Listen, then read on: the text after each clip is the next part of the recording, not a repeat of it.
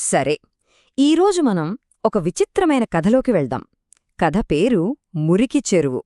అసలు ఈ కథ ఓ పెద్ద రహస్యంతో మొదలవుతుంది. మన కథలో అసలు మిస్టరీ అంతా ఈ రెండు చెరువుల చుట్టూనే తిరుగుతోంది. ఇంతకీ అవి ఎందుకంత మురిగిగా మారిపోయాయి? దీని వెనుకున్న కారణం తెలిస్తే నిజంగా ఆశ్చర్యపోతారు. సరే, ముందుగా ఆ మురికి చెరువుల కథ ఏంటో చూద్దాం. ఇప్పుడు ఒకదాంతో ఒకటి సంబంధమున్న రెండు చిన్న చెరువులని ఊహించుకోండి.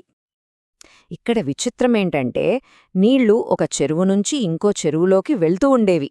కానీ ఆ నీటిని మాత్రం ఎవ్వరూ వాడేవాళ్లు కాదు. ఎందుకంటే అవి అస్సలు పనికిరావన్నమాట.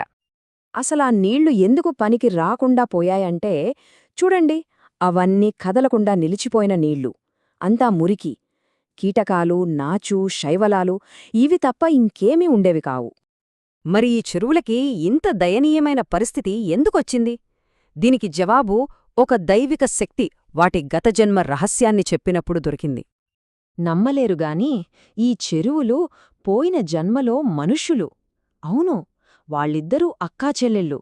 అంతేకాదు, మహా పిసినార్లు, స్వార్థపరులు కూడా. వాళ్ళు తమ డబ్బుని ఏం చేశారో చూడండి. పెద్దక్కయేమో తన ఆస్తిని చెల్లెలికి దానం చేసేది.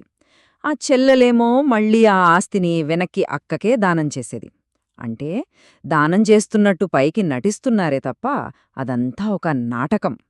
డబ్బు ఎటూ పోకుండా వాళ్ళిద్దరి మధ్యనే తిరుగుతుండేదనమాట. సరే, మరి వాళ్ల స్వార్థానికి ఎలాంటి ఫలితం దక్కిందో చూద్దాం. వాళ్లు చేసిన పని వాళ్ల ఇప్పటి జీవితాన్ని ఎలా ఒక శాపంగా మార్చిందో తెలుసుకుందాం. అప్పుడు ఆ దైవవాణి వాళ్ల తప్పుని ఎత్తిచూపింది. ఏమని? మీ స్వార్థబుద్ధి ఎలాగో మీ నీళ్లు కూడా అలాగే కంపుకొడుతున్నాయి అని. అంటే వాళ్ల లోపల ఉన్న స్వభావమే ఇప్పుడు వాళ్ల బయటి రూపంగా మారిపోయింది.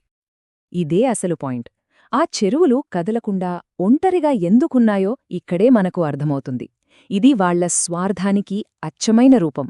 వాళ్ల డబ్బు ఎలాగైతే ఇంకెవ్వరికీ చేరకుండా వాళ్ళిద్దరి మధ్యనే ఉండిపోయిందో, ఈ నీళ్లు కూడా అలాగే ఎటూ ప్రవహించకుండా అక్కడే ఆగిపోయాయి.